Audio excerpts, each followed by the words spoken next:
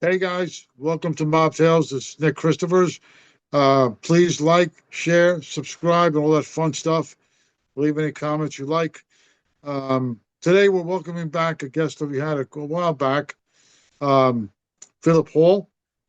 Really great guy, good friend. Um, has been through the life, know a lot of the major players, and we're here to rant and rave a little bit today. So, hey Philip, thanks a lot for coming back.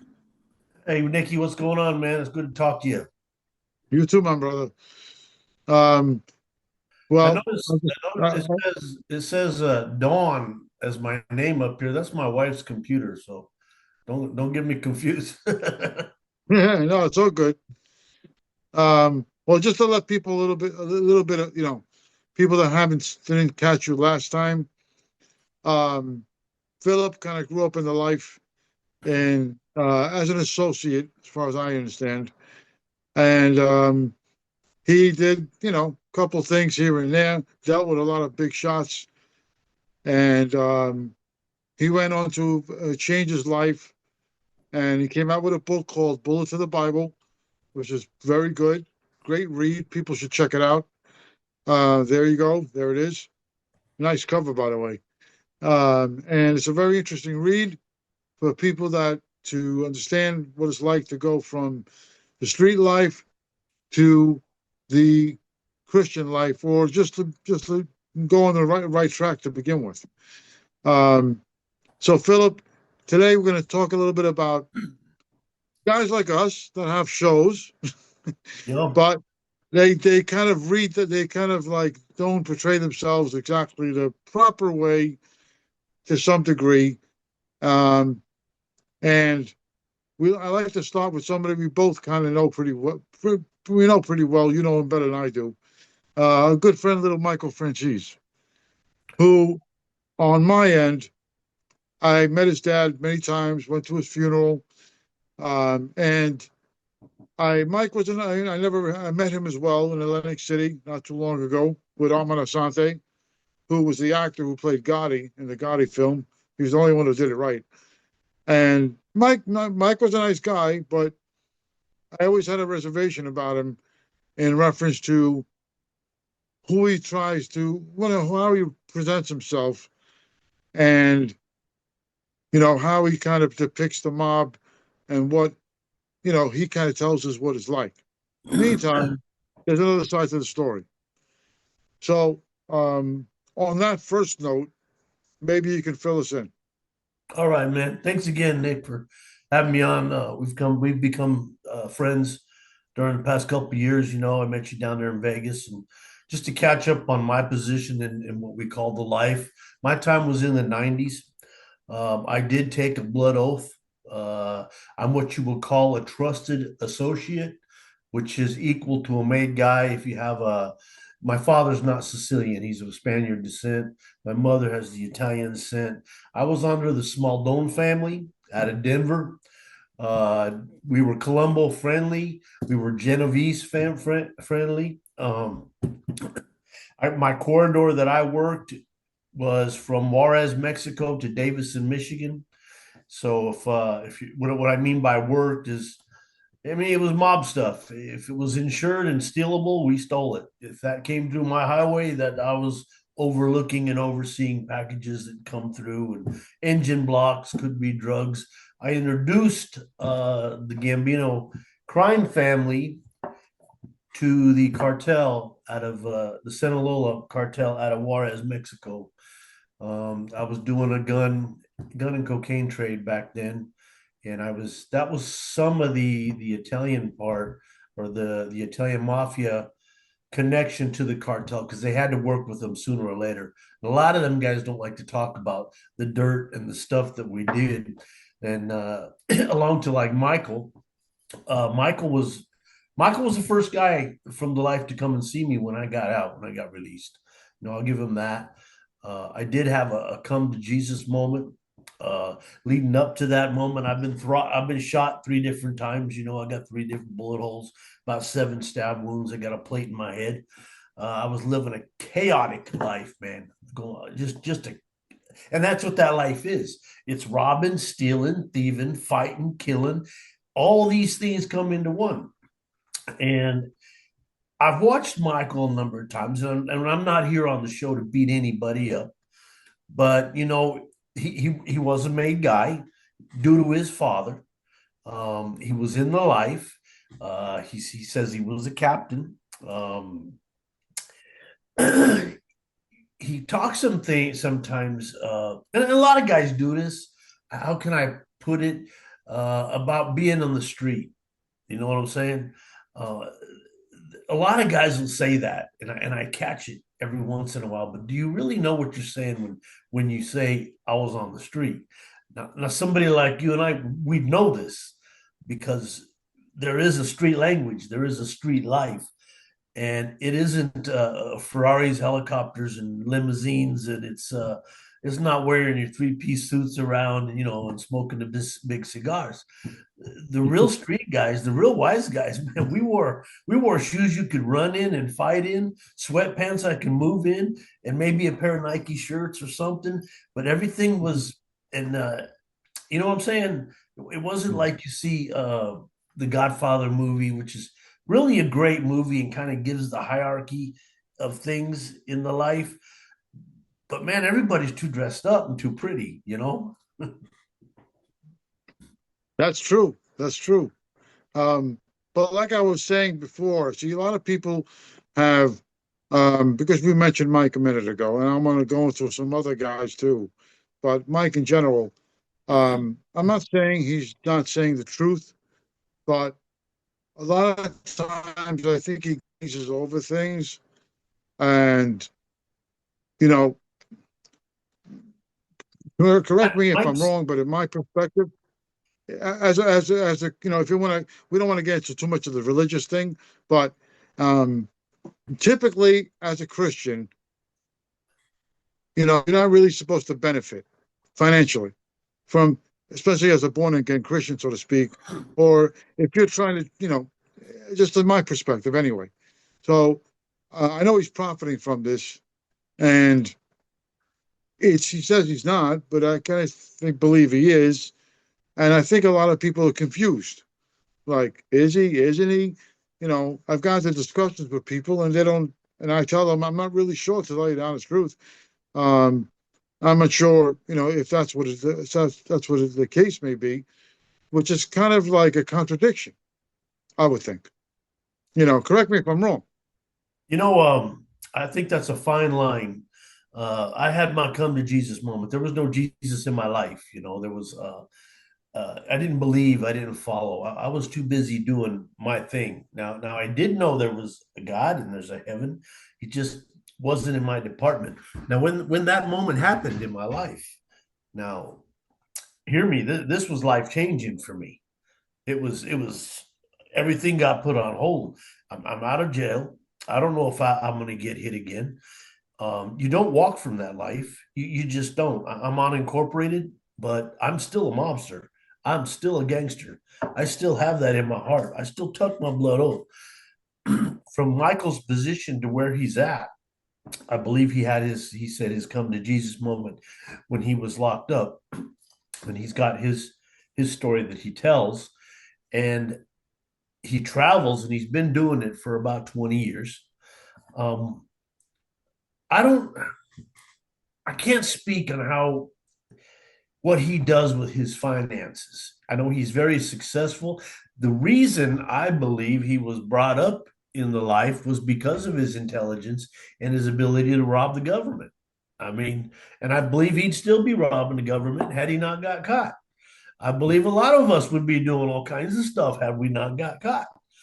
But when your heart changes internally, when something happens to you and the Lord comes into your life and he grabs you by your heart, you got conviction, man, you've got guilt.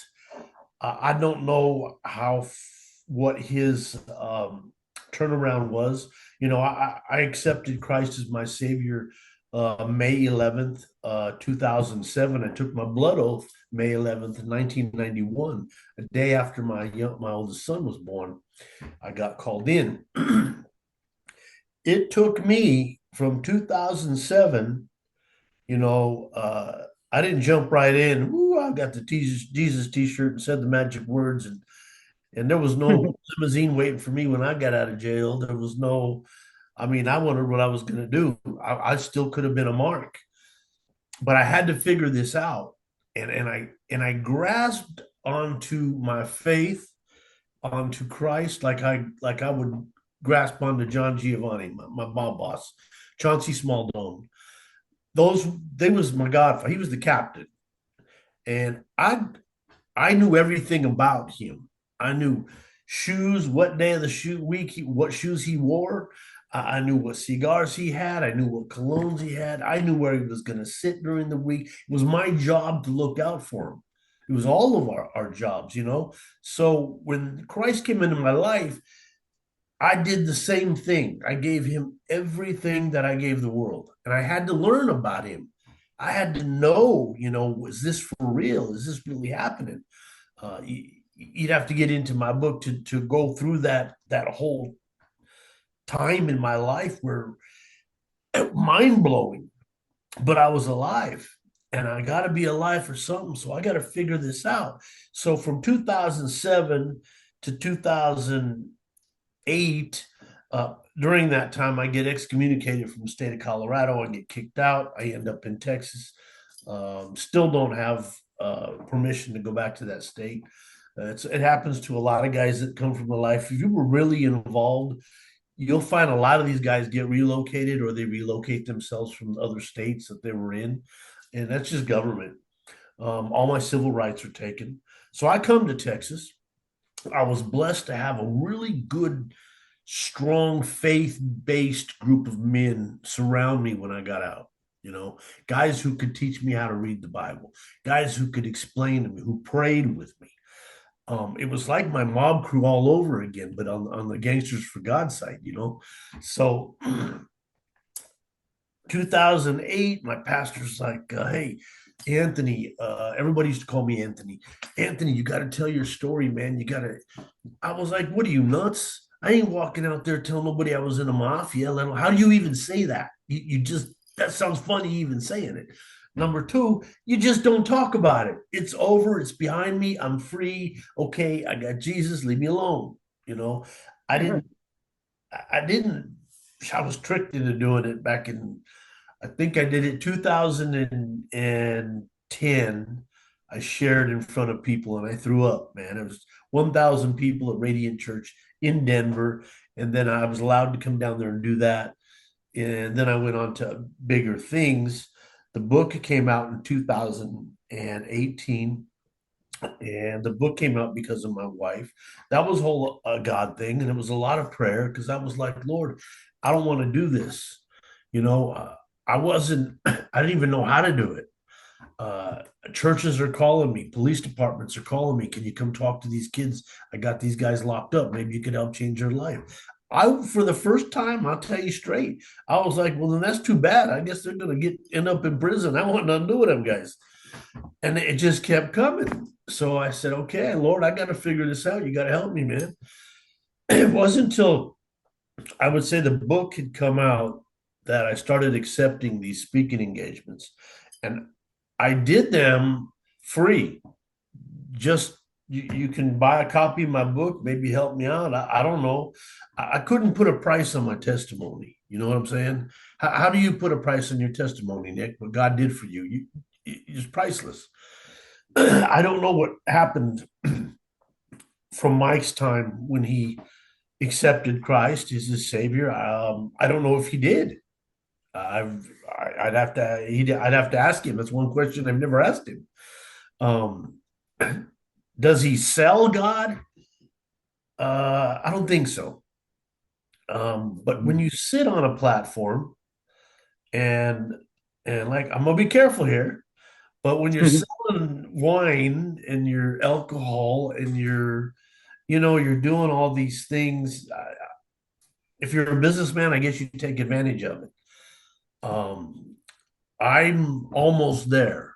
I've been approached lately. This next year is going to be different for me. But here I'm 20 years out of the life.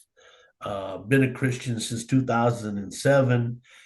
and I'm getting paid to go to events and churches and schools, and there's things set up for me. It's like $2,500 an engagement, but that took a long time to get there, and I really had to pray on that. um, Michael's time in the mob was different than mine, for sure. There's another guy out there, Johnny Ely, and you're good friends with him. Yeah. uh, Well, it's funny you Johnny, mentioned him because he's doing the same thing. It's similar to what, I mean, he didn't find Christ or anything, but I mean, he's fairly, I um, like him. he's I fairly just religious to some degree, but he's not like you and Mike. But what he did after he got out, and he eventually, redeemed himself and he got himself back into the public, in society in a good way. I mean, he hasn't done anything bad. He's kept out of trouble for a long, long time since he got out. And John was doing similar things that you're talking about. It took John a little while too. Same thing you're talking about. It took him a while to get in front of an audience.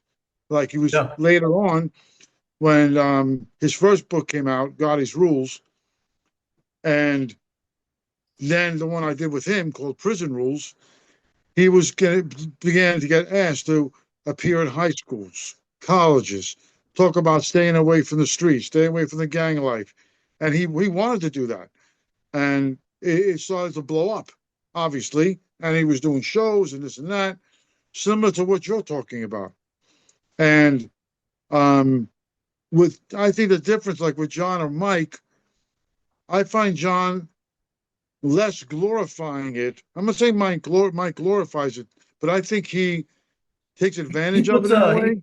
he puts a lot of Hollywood into it. He puts a lot of Right. theatrics into it, Yeah. and he'll say things like the old life and this and that. And I didn't know that.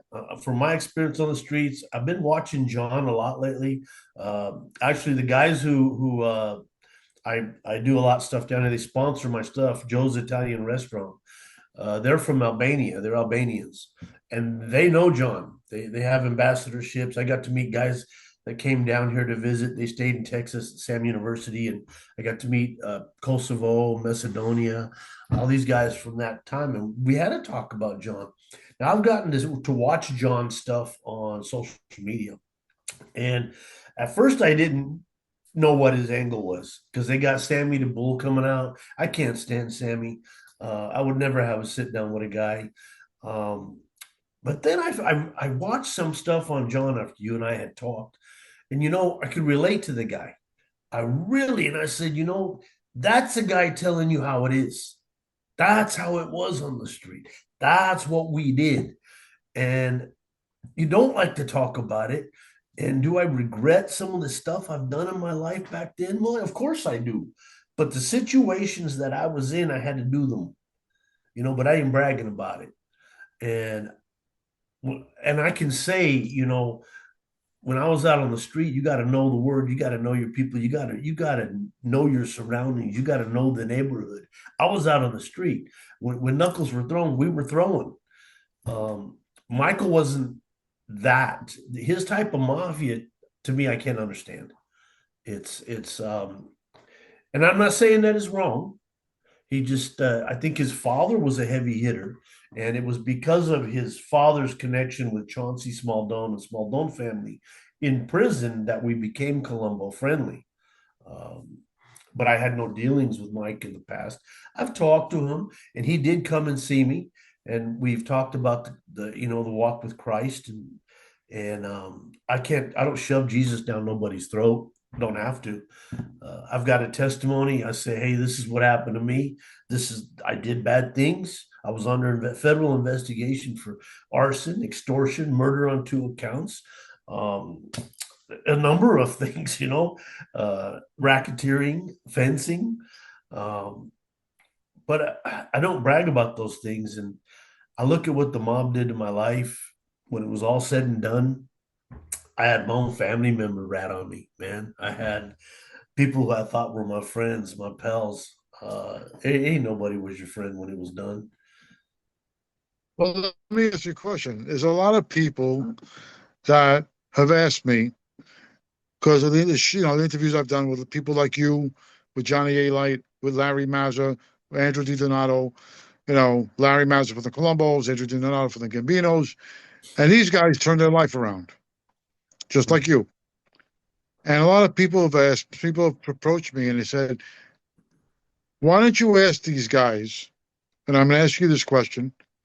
They say to me, how is it possible? How difficult was it to walk away from that kind of life? Because it is, people see movies and they get the wrong idea.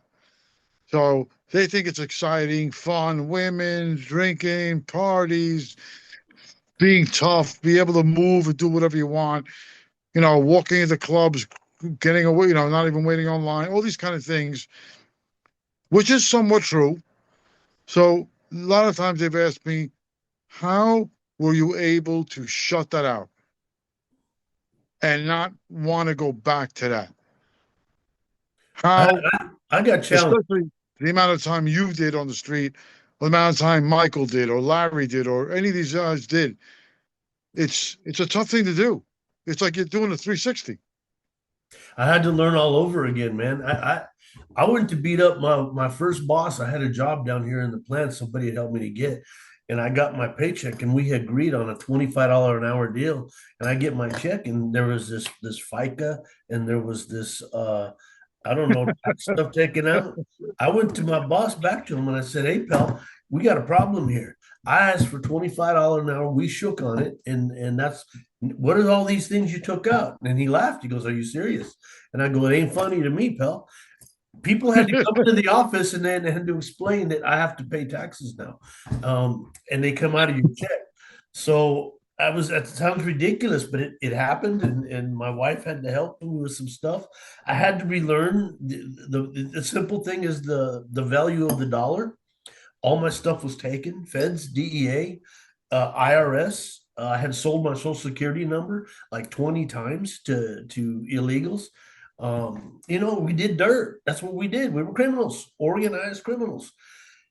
And then I come into this whole new life. I had a federal agent tell me in Colorado, Miss Gabriel.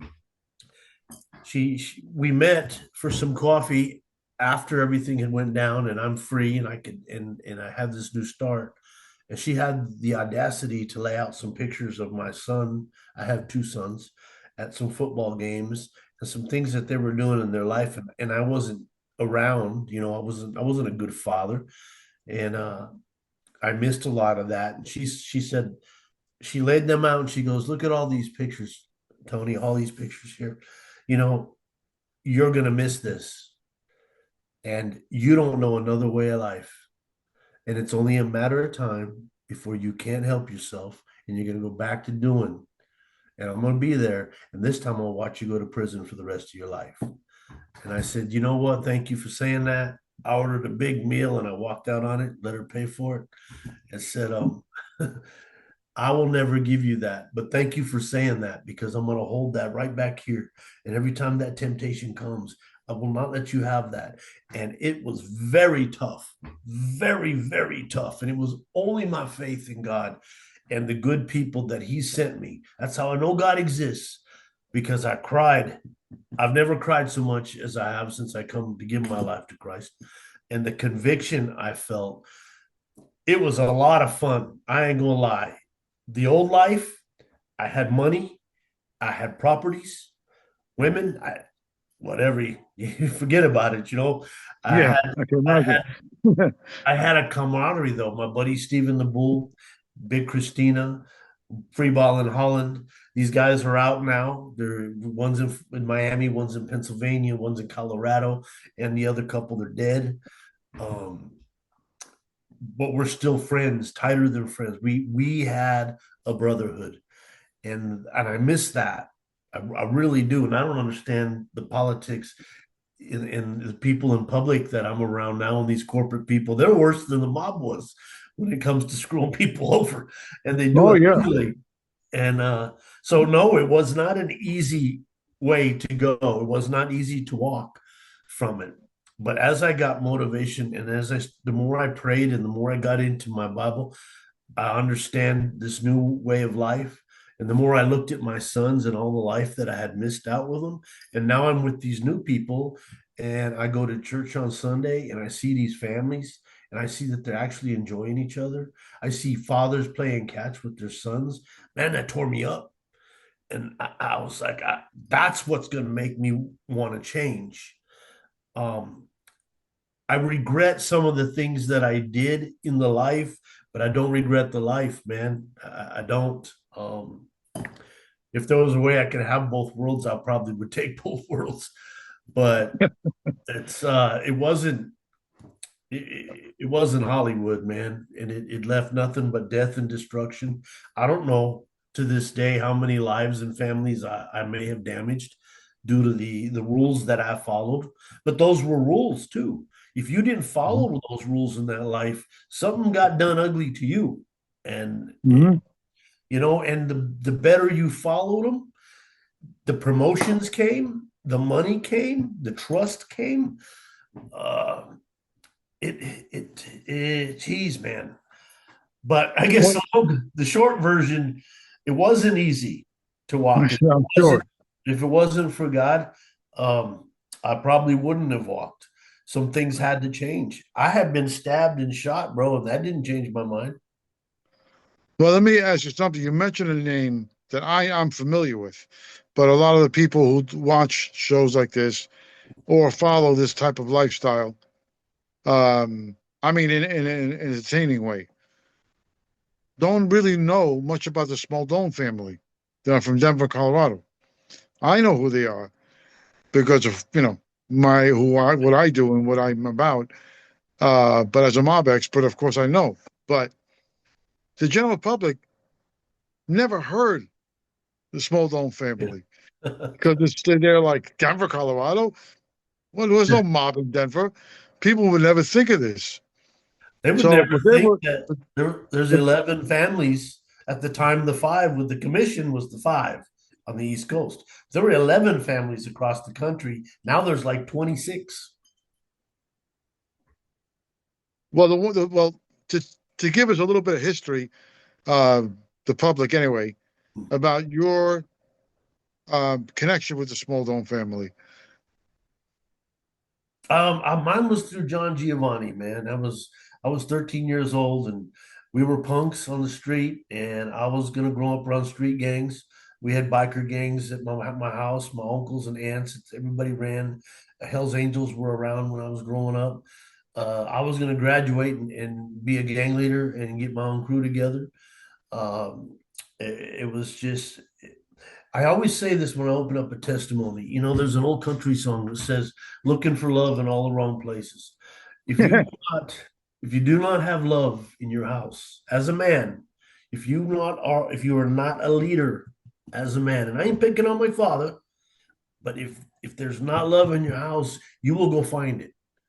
And for me, the streets were arms open wide. And I went there. I would run to my neighbor's, my buddy's house when Pops was had a little too much to drink, man, and he was angry.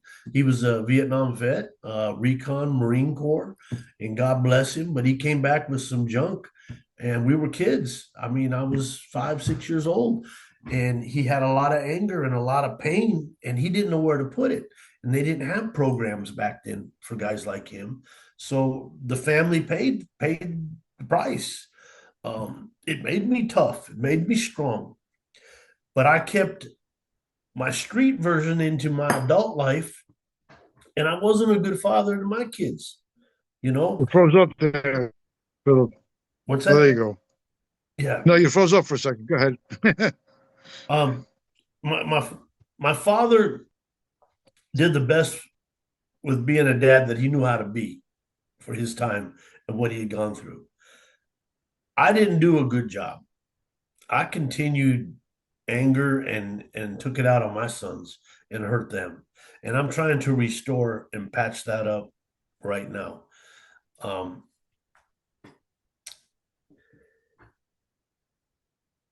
there's nothing good to say. So I I'm young, 12, 13 years old. We went to we would, me and my buddies would take our bicycles and we'd hit little strip malls around the neighborhood. And we used to like football cards, remember the old football cards and baseball cards? Georgia. Yeah. Yeah. So I just didn't like to pay for them. So we would go to the stores and my buddies would go up and distract the clerks. We would take turns doing this. And it was my turn to do it one time. And I'm shoving all these, I'm on, while they're talking to the clerks, I'm shoving football cards into my socks and into my pants. And I hear this big voice go, "Hey, hey boy, what are you doing?" And I look up, man, and there's this mountain of a man. And he goes, "Are you stealing?" And I said, "Whoa, geez, Lord." Jumped up, "Hey man, we've been made, guys. Let's go, let's go." So we run out the store and we get on our bicycles and he comes running. I mean, this guy was, to me, he was a mountain, but he was over 6 foot, probably in 400 pounds and some change. And he comes stomping through the stores. And I remember going on my bicycle and I get into the parking lot and I stopped and seen him and he made it to the curb and he was just huffing and puffing. And I laughed at him and I said, "You'll never catch me, you fat bastard." And we took off and never bothered to read any of the signs on this strip mall, by the way. But the signs were Giovanni's Food Market, Giovanni's Hardware Store, Giovanni's Bakery, Giovanni's Restaurant. So you get where I'm going with this. Yeah. Giovanni's Liquor Store. Somebody named Giovanni must own that. I didn't know nothing about mafia. I didn't know nothing about organized crime. I'm just a street kid, man. And a year later, and this is how these guys think. A year later, I happened to be walking home. And for some reason, I didn't roll with my friends. And I had to, my house, the strip mall that I had stolen from a year before was between my school and my home. And I'm walking down, not thinking nothing of it. I mean, I had robbed so many different stores. I just walking by and I stopped to smell the pastries because they had, the eye candy. You can't beat Italian pastries. And I'm looking in the store and I walk by the restaurant door and then bam, man, somebody grabs me, runs me back to this restaurant. I mean, I'm flying through tables. I get slammed against the wall in the back room. My feet are not on the ground, and this guy's slapping me, man. And I get a bloody nose, and I'm sitting, I'm scared to death, man. I mean, all the gangster out, and he shot out the door because this animal he was going to work. And then he grabs me and he gets me close and he goes, "You'll never catch me, you fat bastard. That's what you call me." This was a year ago. And I was like, "Oh crap, man. Oh no, man, I'm sorry, man." He goes, and I was just, "Let me go. What are you gonna call the cops on me, man?" And he goes, "You think the cops are gonna pay me back all of what you stole from me, you little punk? No, we ain't calling the police." And he dropped me down and goes, "Here's what you're gonna do. You're gonna go home and tell your father what you did to me.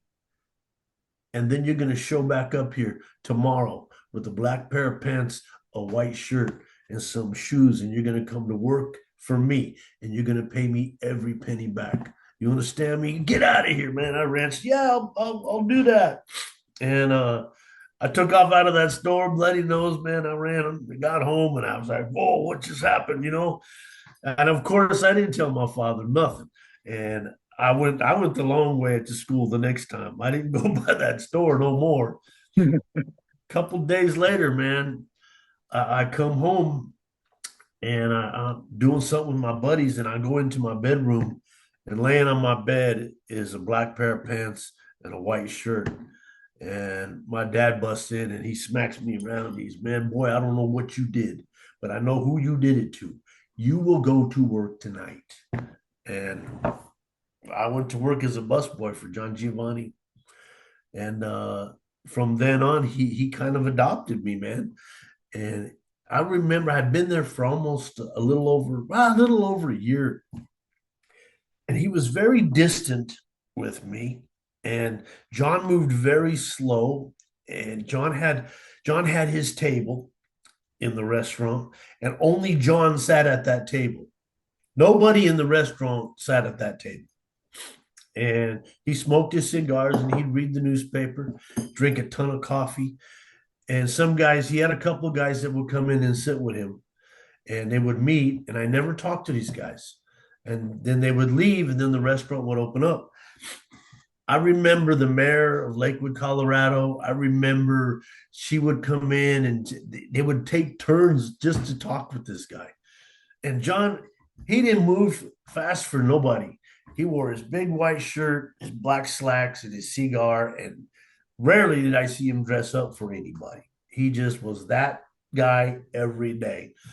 Now, the guys that worked for him, I guess now I know who they were now, but I didn't know then. They would report to him occasionally. And John, he had a really weird way of doing stuff with me. It took him like a year to create a conversation with me. I knew he was pissed at me, and he kept all my tips and just paid me. I think I was getting like $1.50 an hour, and he kept my tips. And I remember one time as he kind of started to, and his wife Jeannie, she was real short redhead girl, and she was tougher than him, man. She was always yelling and always on his butt, and every time I came in, she'd, Anthony, get back here, Anthony. And my name is Philip Anthony Sainz Hall, but she always called me Anthony, and that's where they picked it up, Little Anthony. And she always made sure I ate. And he knew I had my brothers and sisters. How he knew, I didn't know. But he would always send some food home with me after work, to feed the family. And John this is how he would talk to me at first. He'd say, "Hey, Anthony." I'd say, "Yes, sir. You got any brothers and sisters?" Yes, I do. Now he knew that, but I don't, he was just breaking conversation. And I go, "Well, yeah, I got, 3 brothers, 2 sisters." And he'd walk away while I was talking to him. And then the next day he would come back. "How many brothers you got?" "I got 3 brothers, like I said yesterday." And he'd walk away. Then the next day he'd come back and ask, "How many sisters you got?" I mean, it was like just to get through the family took a week, but he would ask one question at a time. And I really admired the guy. I didn't know anything about him, take it, but I knew he was somebody important because people waited to see this man, and the restaurant packed every time. And man, they fed me well. Time went on, and I got tested, and I didn't know I was tested until later on in life. I knew that John seen something in me, and I think the fact that my father is a Spaniard had a lot to do with a connection for me in the future. So John, the Giovannis, and the people that they had worked for, there was a guy brought in one time, and I noticed nobody ever sat at John's table either. The guys that worked for him always sat at a table adjacent to him when they talked to him. When somebody came to meet with him, they sat at the table across from his, never at John's table. I don't know why. That was just his thing. One time, this guy come in, and they came in with these 2 guys before the restaurant opened, and I'm in the back getting my bread warmer and my water glasses, and everything ready for when the restaurant opens up. And I noticed this is the first time that they brought this stranger in and they sat him at John's table. I'd never seen that happen before. And they had a conversation. It didn't look like it was going real well. And to back up, in the back where I was working, there were corridors. There was a hallway that would go all the way down to John's other businesses. And then on one side, and then on the other direction, a hallway that went into the bar and then to the bakery and the other businesses he had. He can go to each business in the back of this building without ever leaving the building.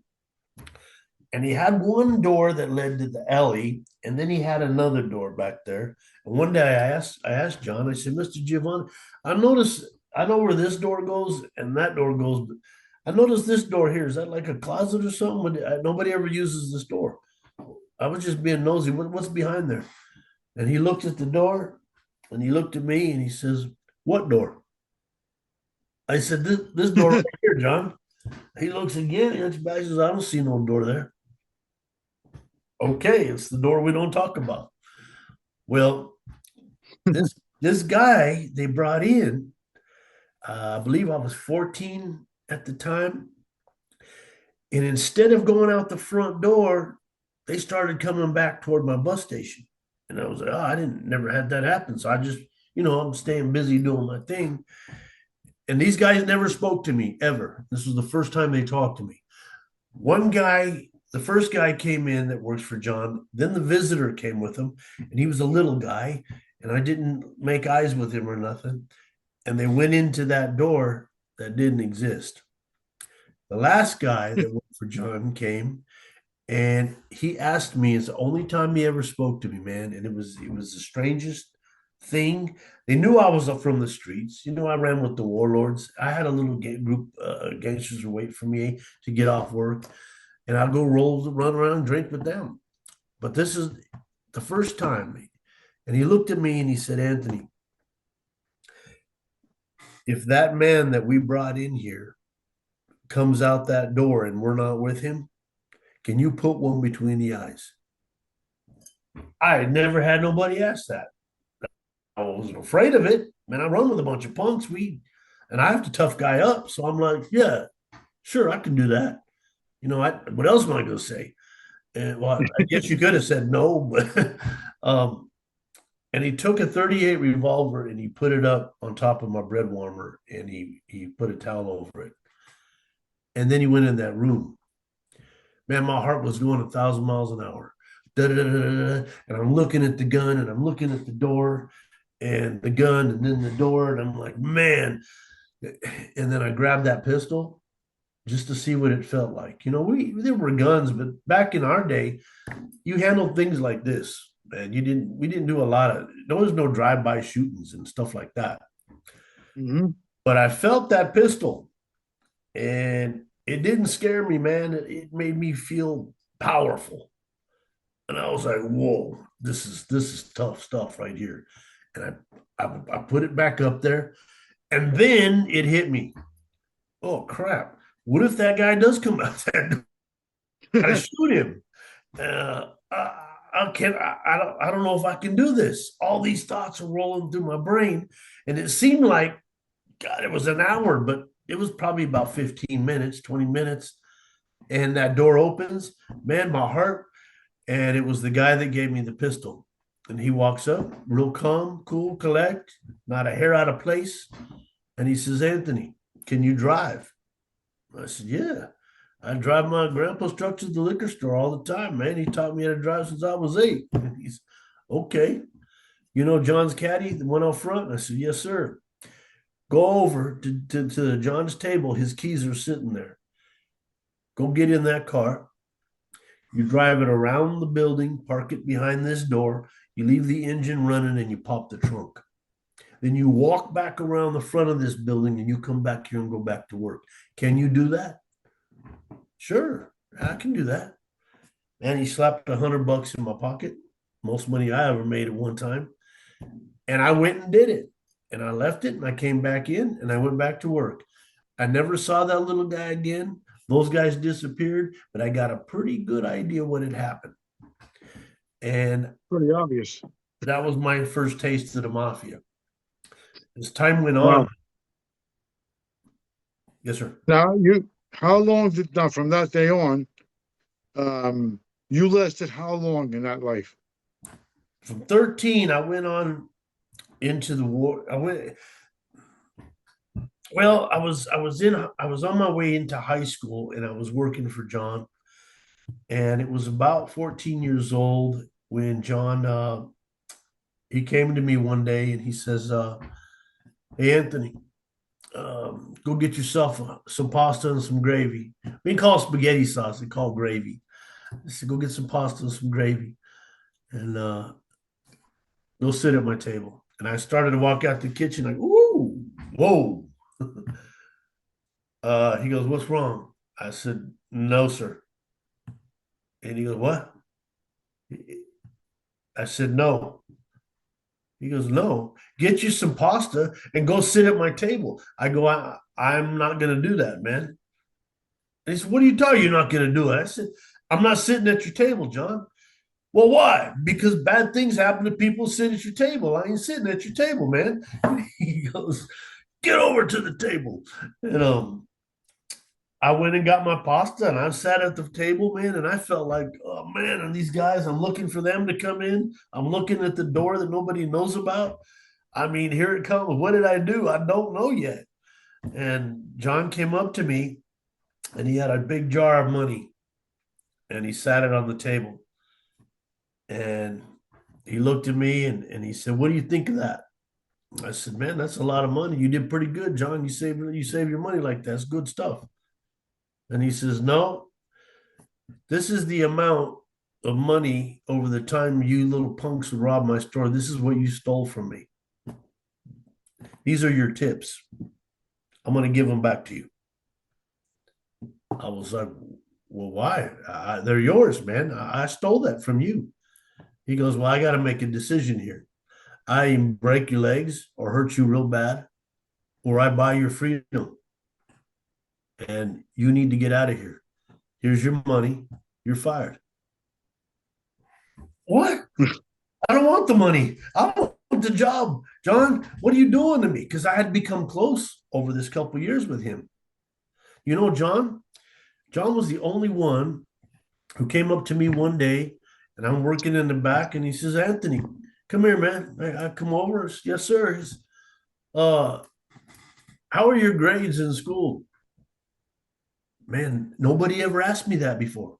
I was like, they're good, I guess, man. I'm doing good. Yeah. I go, yeah. School. I go, yeah, I go. He goes, yeah. Oh, he slapped me, man. Grabbed my bear, slapped me again. Dude, what are you doing, man? John goes, come on. He goes, man, Anthony, you're failing math. You're failing this. You're failing that. What's the matter with you? You know what, Nick? I didn't care that he slapped me. It was the first person in my life that cared how I was doing in school. How was I doing at home? You know, I miss John, but he fired me later on and he said, go get a real job, go get a life, go to school, make something of yourself. Use this up here. You know, little Anthony, those punks you hang out with, what are you hanging out with them for? I go, man, those are my boys. He goes, what are your boys? What does that mean, your boys? My crew. He goes, what do you mean, your crew? What are they, your boys, your crew? What is it? What is it you're doing? Wearing that stupid little jean jacket you wear, it says Warlords. I go, that's my patch, man. I'm down with my boys, my set. What is set? What is this stuff you're talking? I don't get it. Your crew, your boys, your what? They're punks. Just a bunch of street punks. You better learn something quick. You either can be the street or you can own the street. You better figure that out. Answer that question before you come talk to me. Get out of here, man. Get out of here. And I was bummed. And I tried to get a better life. And I graduated high school, but I had to go back because my grandmother dared me. It's another long story. But all these things were happening, but I always stopped in and paid what I call homage to John. I always checked on him. How you doing there, Pops? I call him Pops. And he would welcome me in. We have a little cup of coffee together, and I'd be on my way. And he would check on me throughout my life. I got a job at a movie theater, Cinemark USA, and I moved to Dallas, Texas. And I tried that life, and it was my first real job in the world as a kid, and it just didn't work for me, man. I called John up sometimes, and I'd have a few beers, and I'd be, John, hey, what's going on, Anthony? Tell me how you're doing in Dallas. Man, it sucks. Well, what do you mean? I got to go to work every day. I got to punch a clock, man. You know, guess what? If I'm late, they write me up. You know, like they're bossing me around. He goes, yeah, it's called a job, Anthony. It's called a job. Man, and That's funny. I'm making like 250 a week, man, $300 a week. I'm better still in hubcaps, man, and T-tops off cars. Um, and I want to send you a little something because you don't send me nothing. And I said, come on, man. And so I would send a little just to, thank you. I still felt bad that I stole from them. But I don't know what made me do that, but I would give just a little here. buy Miss Jeannie something. Do yourself. Go get lunch on me, John. I'm doing good. And he would laugh at that. And he'd call me up and we'd talk late at night. And one day I asked him, I said, I hate this life. I can't punch a clock no more. And I was 19 years old. And here we're going from 13 to 19 that John's been in my life. And I begged him. I said, man, I want to do what you do. And he was drinking some vino. And he said, I do, Anthony. What is it I do? Well, you tell people what to do, I guess. I don't know, John. You got a restaurant, you dress nice, you got all these guys working for you, and I want to do what you do. You don't even know what I do. I got an idea. Show me. Put me to work for you. I can do what those goons do, man. And he goes, no, I ain't showing you nothing. Just keep doing your job. I'll talk to you another time. Click, hung up on me. One night, one night he called me up, Nick, and he says, so you want to do what I do? I said, yeah, with all my heart, man. I ain't gonna make it with these people. I can't. I got a problem with authority. I'm not gonna make it. And he goes, okay, somebody's gonna call you. You stay by that phone. You don't leave that phone. Somebody's gonna call you, and you just take down the directions and do what they tell you to do. I said, all right, man. And he hung up on me. And I called him back, and he goes, what do you want? I said, I want to thank you. I want to thank you for the opportunity. He said, don't you ever fucking say that again. You know, I So, gotta. so basically, that was like I guess, the beginning of the end, so to speak, um, of that kind of life. I was in But transition uh, with my grandmother begging me not to taste. She knew where I was going. But yeah, go ahead. Sorry to interrupt. well, I mean, not to prolong the story too long. I mean, we kind of get the idea. Um, so at this point of your life, this is where we can close the show.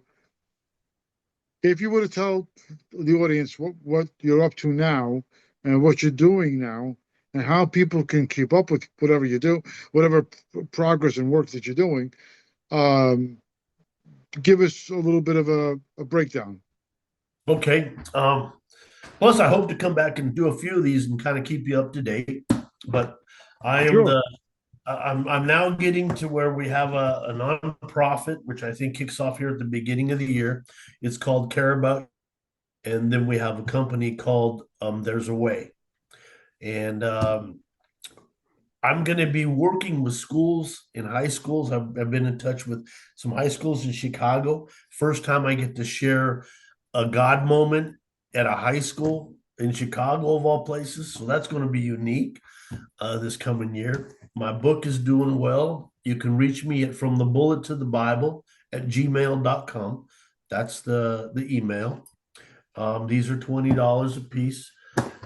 Then we have a documentary that has already been released, been filmed. I have it available on DVD, but I'll find out where you can get it market wise. And if they do DVDs anymore, I think something's getting moved over to thumb drives and something else. But the documentary is different than the book. It's my whole life. Mhm. It's the blood oath. It's about 2 hours long. And we are talking to Tim Lowry, Hollywood director, producer. I can't say much, but we've got the name. This is the script to the movie, Just a Phase, which is my life before From the Bullet to the Bible. And it was the introduction into mob life and organized crime.